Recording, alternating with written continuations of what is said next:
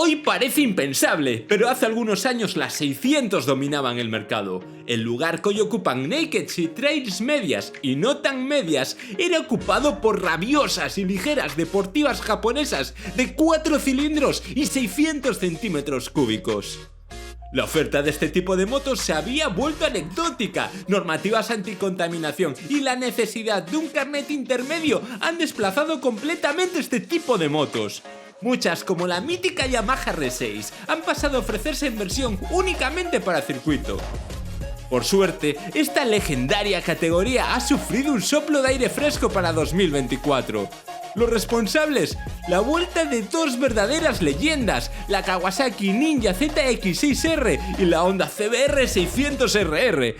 Esto está causando un tremendo revuelo en el segmento de las motos deportivas. Algunos ven el retorno de una época. Pero, ¿por qué son tan importantes? Repasemos brevemente su historia y las características principales de estos dos modelos. La historia de Kawasaki ha estado fuertemente ligada a las deportivas de 600 centímetros cúbicos. Desde los 80, la firma Dakashi ha ofrecido modelos como la GPZ600 o la GPX600. Eran motos traídas de otra época, con líneas angulosas, refrigeración líquida, 16 válvulas y un chasis perimetral que no dejaba indiferente a nadie. Estas máquinas dejaron paso a la ZZR600, una moto de clara inspiración Sport Touring con estética caza récords, la cual es recordada con cariño por aunar un gran carácter deportivo con la posibilidad de mantener cruceros de distancia considerable. No fue hasta 1995 que llegaría la primera ZX6R, con un planteamiento muy radical, con el foco puesto en sacarle el máximo partido a esos 600 centímetros cúbicos. El planteamiento de Honda con sus 600 ha sido desde el principio claramente Sport Touring. Las primeras CBR 600F, apodada Hurricane, montaba un motor capaz de desarrollar 85 caballos de potencia sobre un chasis tipo diamante de acero, cubierto con un carenado integral. Recordemos que por aquella época gustaba mucho el plástico. Las capacidades de la moto fueron increciendo a gran velocidad. Recordemos que antes era normal renovar completamente un modelo cada 3 años. La segunda generación de la 600F, llegada en 1991, ya alcanzaba los 100 caballos de potencia. La actualizada CBR 600F2 lo ganaba todo en competición, al mismo tiempo que permitía a sus usuarios utilizarla en rutas o viajes. Aunque sin duda, cuando pensamos en la CBR 600F, se nos viene a la cabeza la legendaria F4. Este misil japonés triunfó por ser el equilibrio perfecto entre prestaciones, fiabilidad y polivalencia. Dejaba atrás el acero de generaciones pasadas para ofrecer un chasis en doble viga y un basculante fabricado enteramente en aluminio. Su motor llegaba a los 110 caballos de potencia, manteniendo una posición cómoda y amplia protección aerodinámica.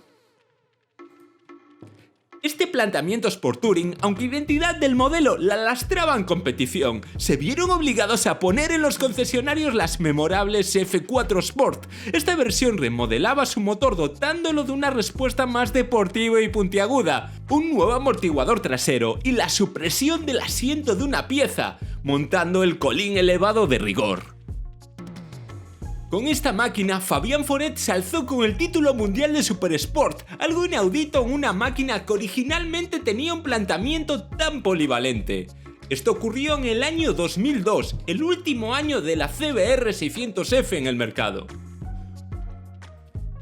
Por aquel entonces, la Kawa y sus sucesivas actualizaciones ya habían encandilado a los más fanáticos con una moto ligera, radical, agresiva, potente y deportiva, pero a la vez asequible y accesible para gran cantidad de público.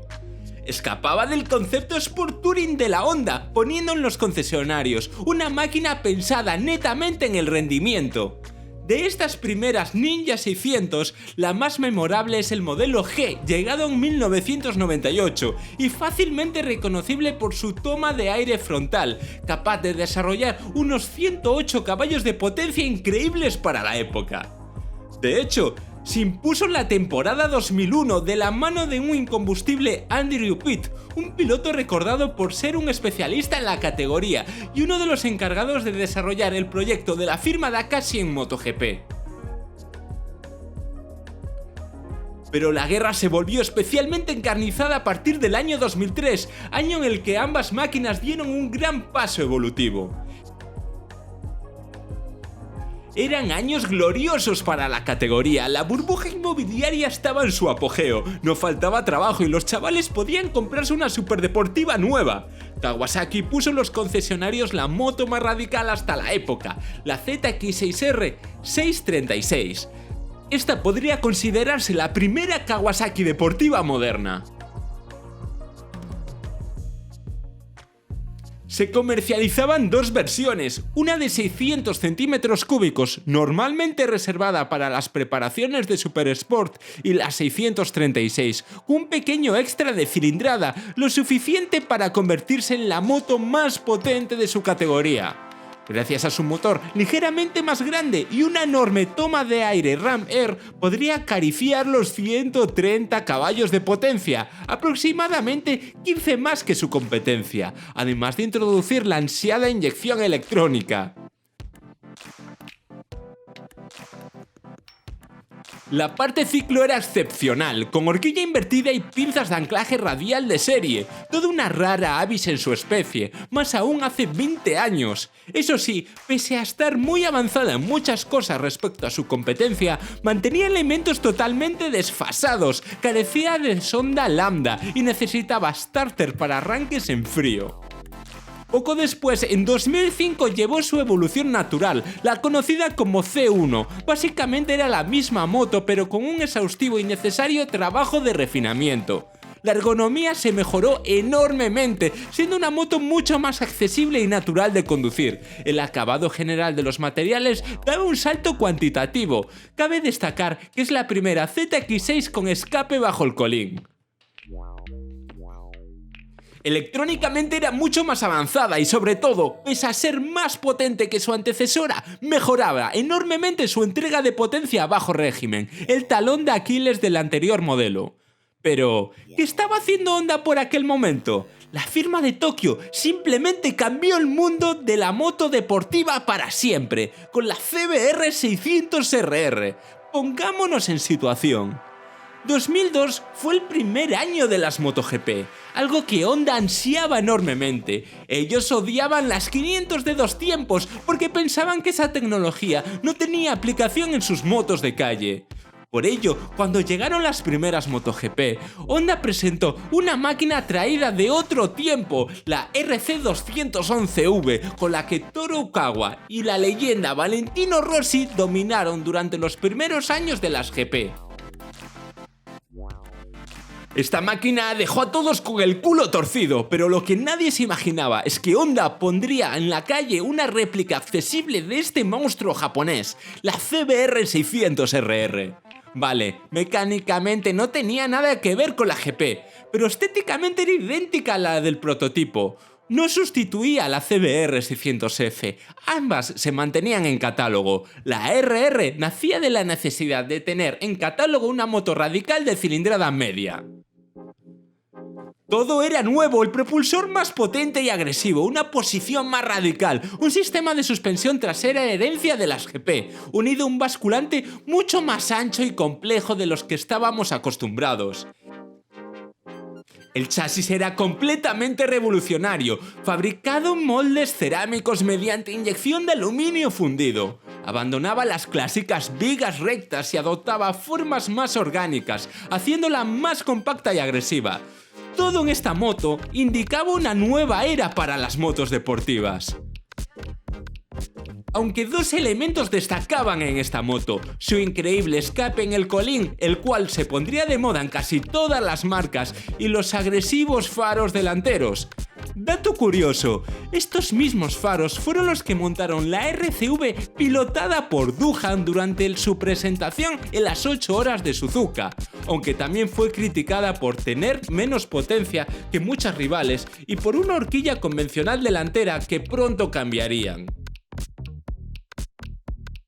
Eso sí, en competición lo ganó todo. Esta primera generación ganó todas las ediciones del Mundial de Super Sport con pilotos como Chris Vermeulen y Sébastien Charpentier. Esto empujó a otras fábricas a actualizar sus modelos, desencadenando una verdadera carrera armamentística. Así llegó en 2007 una nueva Kawasaki ZX-6R. El nuevo misil verde llegaba con el objetivo de recuperar el dominio en competición. Por ello apostaron toda una versión de 600 centímetros cúbicos, dejando de fabricar el modelo de 636 y enfocándose en su rendimiento en circuito. Se rediseñó su motor, ahora montando el cárter hacia arriba, construyendo un bloque más compacto y mejorando su comportamiento en curva. Su chasis, basculante y componentes sufrieron también un profundo rediseño. Esta versión tan solo duró 2 años. En 2009 el modelo adquiría una nueva estética, más cercana a la de su hermana mayor, la ZX-10R, generando una nueva identidad en la firma. Aunque criticada, es de mis motos deportivas favoritas, tremendamente agresiva, compacta y angulosa, con una mirada de insecto que no dejaba indiferente a nadie. Dejando a un lado su estética de mantis religiosa, su motor se actualizó, perdía el escape bajo el asiento, incluía un conveniente embrague antirrebote y, sobre todo, se aligeraba 10 kilos respecto a su antecesora. Con lo que no contaban en Kawasaki es que la firma del ala dorada no se quedaría de brazos cruzados. En 2008 llegaría una nueva y flamante CBR 600RR. Esto supuso su última evolución significativa hasta la fecha. Desde Honda hicieron hincapié en mejorar el peso. Sus 155 kilos en seco supusieron un hito que perdura hasta día de hoy. La toma de aire forzado se montaba bajo la pipa de dirección.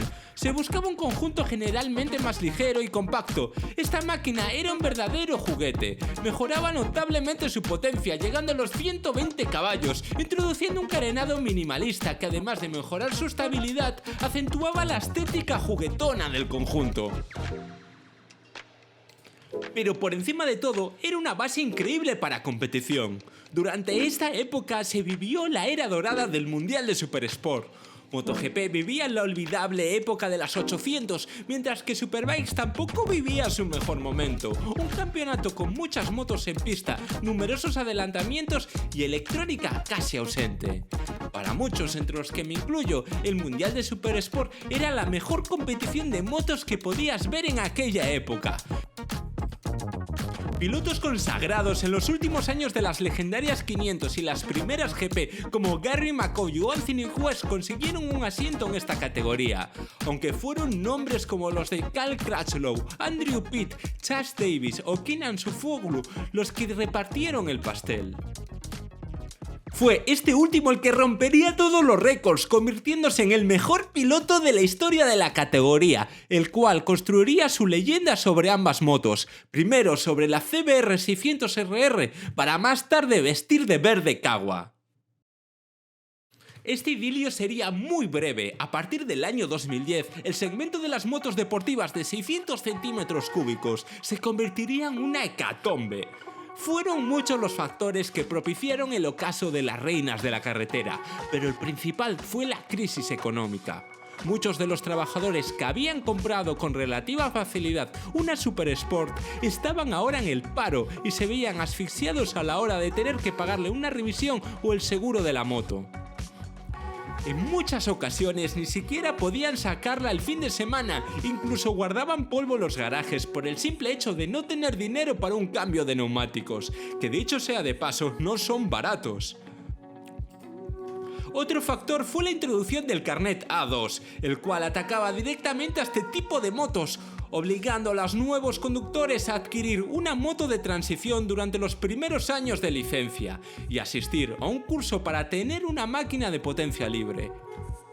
Aún así, ninguna de estas dos razones es tan culpable como las constantes y, en mi opinión, ridículas normativas anticontaminación. Si ya de por sí el segmento estaba tocado y había dejado de ser atractivo para las fábricas, actualizarlas para cumplir las consecuentes normativas estaba fuera de toda rentabilidad. Aún con todo, Kawasaki siguió apostando por la ZX6R. La respuesta a la crisis fue la vuelta de la versión 636, gracias a su mejor par y potencia a bajas revoluciones. Llegaba la electrónica de la mano del control de tracción, ABS inteligente y un nuevo arsenal de suspensiones.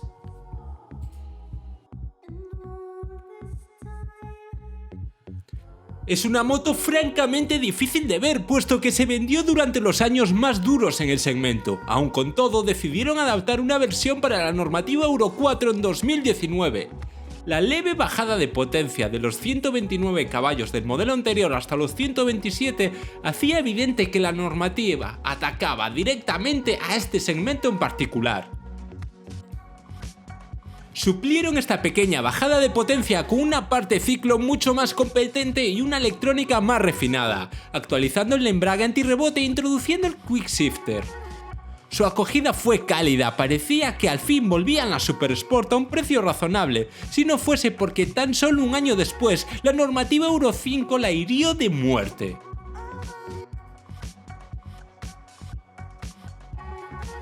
La suerte de Honda fue aún peor. Renovaron su modelo estrella en 2009 con un carenado nuevo y un sistema de ABS con frenada combinada que añadía 10 kilos a la moto. Sí, seguía siendo un verdadero pepino, pero perdió el título de la Super Sport con mejor relación peso-potencia. En 2013 se renovó adaptando unas líneas más clásicas que recordaban al modelo de 2004 y a la RCV que competía por aquel entonces en GP, pero seguía siendo, en resumen, la misma moto de 2009. Ni siquiera llegó a actualizarse para la normativa Euro 4. Ambas firmas se enfocaron en producir motos más pensadas en el usuario, como por ejemplo la exitosa Saga Z de Kawasaki. La familia CB500 de Honda se convirtió en la moto más deseada para los usuarios del Carreta 2, mientras que las Super Sport quedaban en el olvido. Hasta ahora. La nueva y agresiva ZX6R ha revitalizado un segmento que parecía muerto. Adopta la mirada rabiosa herencia del modelo de 2003, una moto de vanguardia pero con una marcada identidad old school. Especial mención se merecen sus luces híbridas, que consiguen una apariencia oscura en las partes no iluminadas del grupo óptico, además de una clásica salida de escape grande y ovalada. Me alegra que los jamonazos no pasen de moda.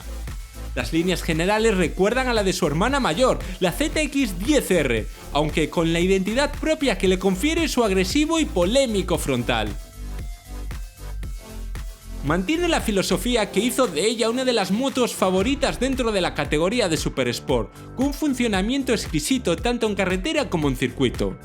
Básicamente es el mismo bloque de 636 centímetros cúbicos de antaño, ahora capaz de llegar a los 129 caballos de potencia a 13.000 revoluciones por minuto, convirtiéndose en la ZX6 más potente hasta la fecha a pesar de la normativa Euro 5. Apuesto a que la potencia se mejoraría considerablemente con un kit de escape de competición. Con todo, la nueva ZX6R es una moto bastante económica si tenemos en cuenta cómo está el mercado a día de hoy.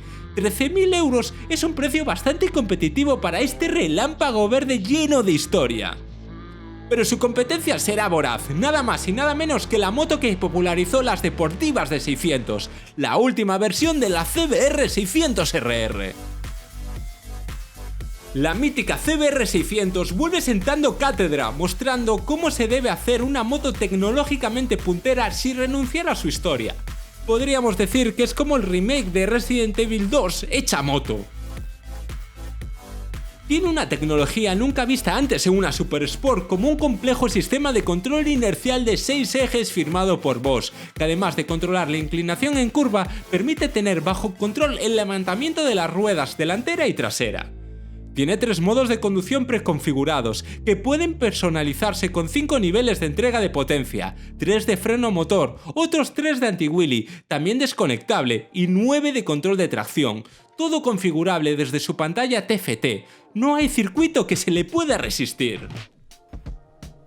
Llega la aerodinámica a la categoría, gracias a sus alerones laterales, además del embrague asistido electrónicamente y de los ya habituales quick shifter y acelerador electrónico.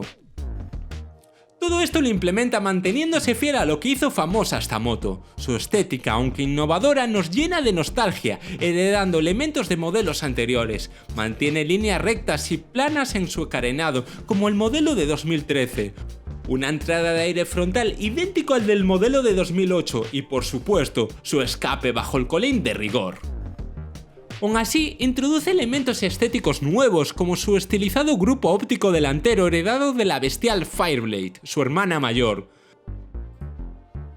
Lo impresionante de esta moto es que sabe aunar la suavidad y facilidad de manejo de las antiguas CBR 600F con la efectividad y deportividad que hizo a este modelo una leyenda en los circuitos. ¿Volverá a la época en la que las Super Sport dominaban el mercado? Por mucho que me duela decirlo, y espero equivocarme, aunque estas nuevas máquinas gozarán de gran éxito, no creo que volvamos al éxito que tenían hace 15 o 20 años por varias razones. La primera es que el Mundial de Super Sport ya no es lo que era, la falta de modelos ha llegado a cambiar la normativa, compitiendo motos muy dispares con cilindradas diferentes, limitando el número de revoluciones en su motor. Eso hace improbable una carrera armamentística como la que vivimos décadas atrás, en la que se actualizaban los modelos cada 2 años y aún seguía siendo rentable. Otra razón es que el mercado de las cilindradas medias se ha volcado hacia las máquinas bicilíndricas, estando repletas de máquinas con potencias que se acercan a la Super Sport con las que abríamos el capítulo, pero más ligeras, fáciles de manejar y económicas.